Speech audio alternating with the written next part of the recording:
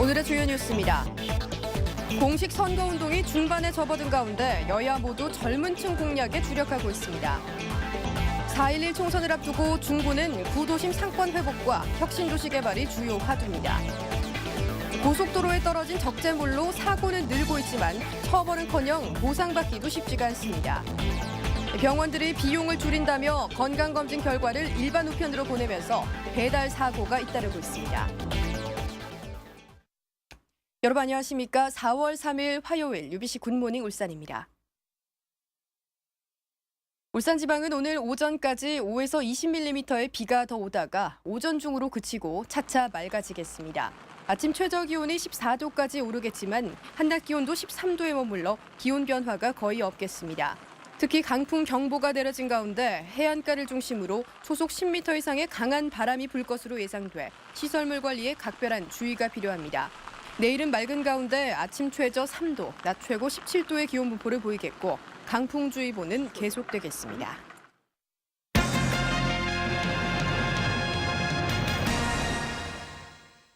공식 선거전이 중반으로 접어든 가운데 여야가 정치권에 등돌린 젊은 층 공략에 주력하고 있습니다. 여당은 지역인재 채용 할당제를, 야당은 반값 등록금 정책을 내놨습니다. 보도에 선우석 기자입니다. 최근 치러진 각종 선거 결과를 보면 세대 간 표대결 양상이 갈수록 뚜렷해지는 걸 알 수 있습니다. 젊은 층의 외면이 가장 큰 고민거리였던 새누리당은 지난 2월 졸업한 울산대학교 총학생회장 출신을 중구 선대본부장으로 임명하고 청년 표심에 호소하고 있습니다. 2030 세대들의 적극적인 정치 참여를 통해서 우리 젊은 사람들의 입장을 대변하고 우리 새누리당에서 이번에 추진하고자 하는 개혁 정치에 한 발 더 다가가고자. 새누리당 울산시당은 지역인재 채용 목표제를 지역인재 채용 할당제로 의무화하고 그 비율도 10%까지 확대해 청년 취업에 숨통을 튼다는 계획입니다. 후보 단일화를 이룬 민주통합당과 통합진보당은 30대 초말의 청년 비례대표를 당선 안정권에 배정하고 전국적인 지원 유세를 통해 청년표를 공략하고 있습니다.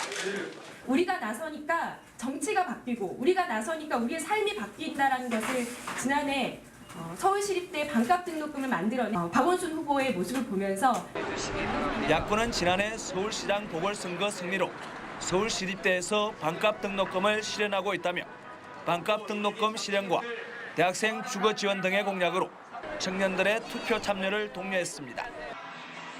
UBC 울산 방송을 비롯한 지역 방송사 여론조사에서는 20, 30대는 야권을, 50대 이상은 여권을 지지하는 성향이 강한 것으로 조사되고 있습니다.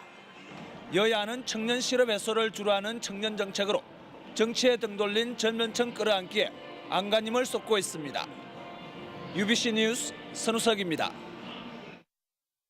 UBC 울산 방송은 4.11 총선을 앞두고 지역구별 후보들의 공약을 점검합니다. 오늘 첫 순서로 구도심의 상권 회복과 혁신도시 개발이 화두인 중구입니다. 조윤호 기자의 보도입니다. 새누리당 정가변 후보는 혁신도시대 산학연 구축과 울산교육대학교 설립 등 굵직한 국책 사업의 중구 유치를 약속했습니다. 민주통합당 송철호 후보는 울산 영구 개발 특구 지정과 구도심의 역사 문화 관광 도시화를 통해 혁신도시와 구도심의 개성을 살려나가겠다고 강조했습니다.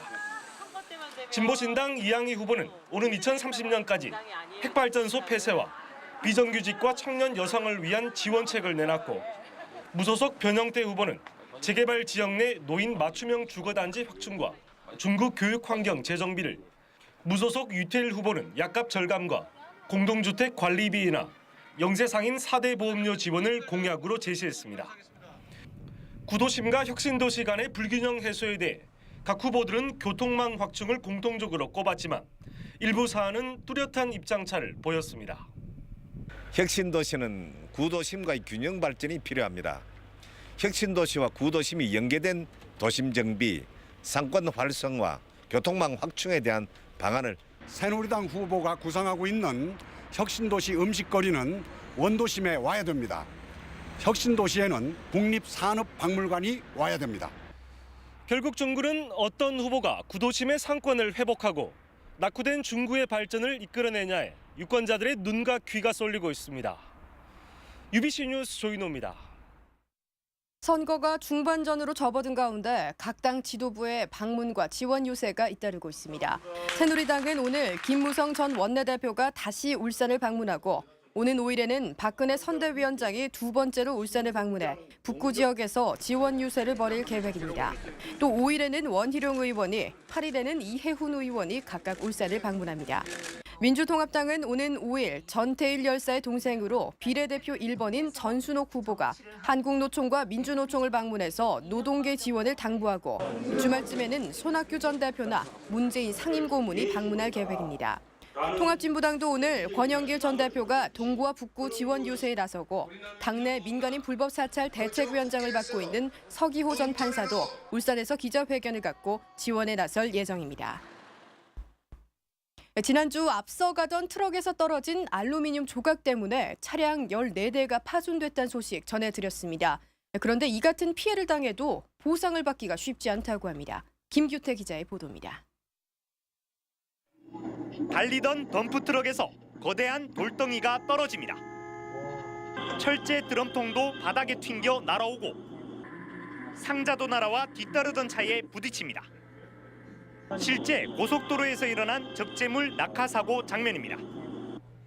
지난 30일 울산 고속도로에서도 트럭에서 떨어진 알루미늄 조각 때문에 차량 10넉 대가 파손되기도 했습니다. 이 같은 피해를 입을 경우 가해 차량 운전자는 어떤 처벌을 받을까?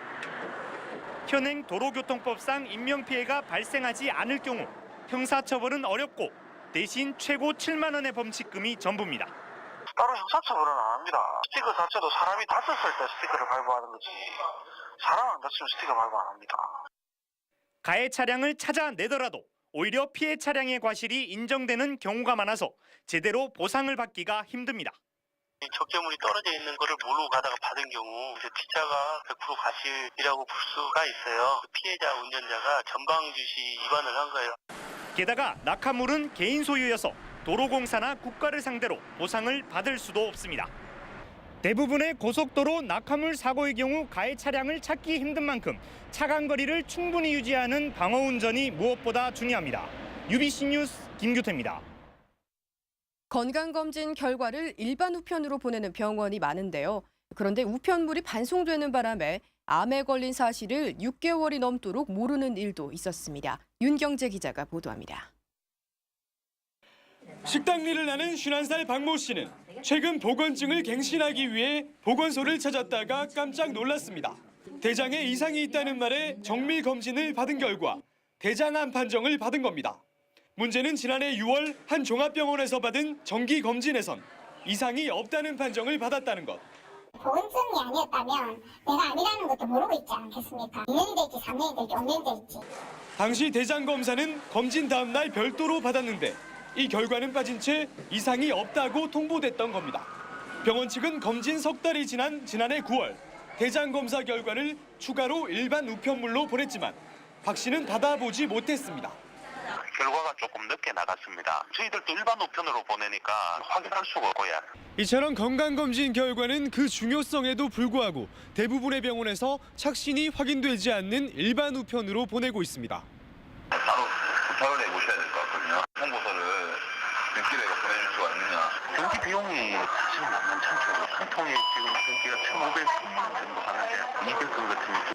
검진 결과가 생명과도 직결되는 만큼 병원들의 각별한 관리가 필요하다는 지적입니다.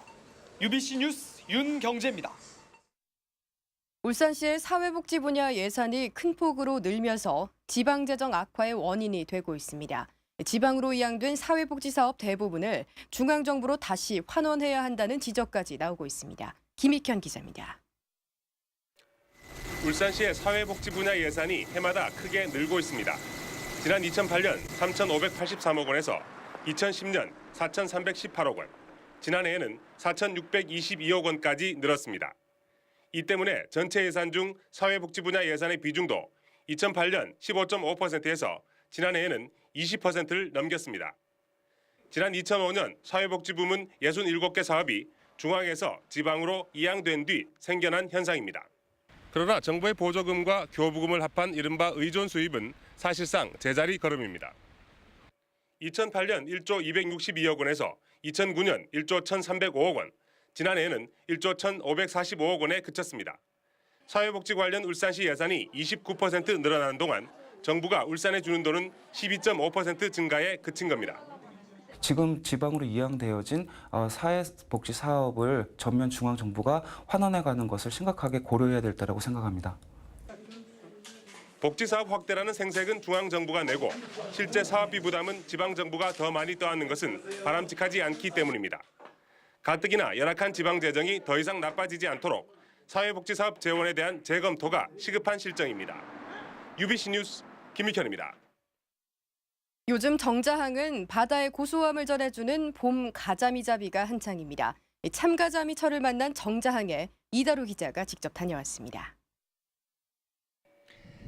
새벽녘에 출항했던 어선들이 만선의 기쁨을 안고 돌아옵니다. 갈매기들도 춤을 추며 어선을 따라 모여듭니다. 싱싱한 가자미는 선착장에서 직접 경매를 거칩니다. 12시간의 고된 작업 끝에 30여 척의 고깃배들이 하루 동안 올린 어획량은 6,000kg. 조수간만에 차가 커지면서 어획량이 다소 줄기는 했지만 깊은 바다에서 바로 올라온 가자미 맛은 일품입니다. 나가 3시에 출항해가지고 고기를 잡으러 갔는데 그동안에 수확이 참 좋습니다. 오늘 좋고 요즘 봄철 가자미는 살이 오는 시기라서 통통하니 맛이 참 좋습니다. 화로는 직판장으로, 죽은 고기는 건조 과정을 거쳐 밑반찬용으로 사용됩니다. 청정이 액인 정장에서 잡히는 가자미는 맛이 뛰어나고 기름기가 많아 경주와 대구를 비롯한 전국에 곧바로 출하되고 있습니다. 정자 참가자미는 전국적인 명성으로 휴일에는 10,000명이 넘는 관광객이 몰립니다. 정자 화로 직판장에는 배에서 바로 직거래를 하기 때문에 신선한 가자미가 바로 들어오고 자연산입니다. 자연산인데 저렴하게 먹을 수 있으니까. 대게 어획 감소로 끊어졌던 식도락가의 발길이 참가자미의 계절을 맞아 다시 북구 정자로 이어지고 있습니다. UBC 뉴스 이다루입니다. 현대중공업은 캐나다 전기차 부품업체인 매그너 이카사와 배터리 공동개발 조인트 벤처 설립 서명식을 가졌습니다. 현대중공업은 이에 따라 오는 2014년 캐나다에 연간 10,000팩 규모의 전기차 배터리 생산 라인을 만들어 2020년까지 북미와 유럽 시장의 점유율 30%를 달성할 계획입니다. 울산의 물 재이용 시설이 크게 부족한 것으로 나타났습니다. 울산발전연구원 이상현 박사는 지난 2008년 울산의 빗물 이용 시설 용량은 전국의 2.9%, 중수도는 5.9%였고 지난 2010년 기준 하수 처리수 재이용량은 1.4%에 그친다고 밝혔습니다. 이에 따라 울산도 물 재이용 목표량 설정과 세부 추진 사업을 포함하는 마스터 플랜 제시와 예산 확보가 필요한 것으로 지적됐습니다. 경찰이 3조 2교대인 파출소 근무 체계를 4조 2교대로 변경해 나가기로 했습니다. 경찰은 다음 달까지 2달 동안 112 신고가 하루 평균 3건에 불과한 중부경찰서 성안파출소의 근무 체계를 4조 2교대로 시범 실시하고 비슷한 여건인 울주서 등으로 확대해 나갈 계획입니다. 네, 이상으로 UBC 굿모닝 울산 마칩니다. 고맙습니다.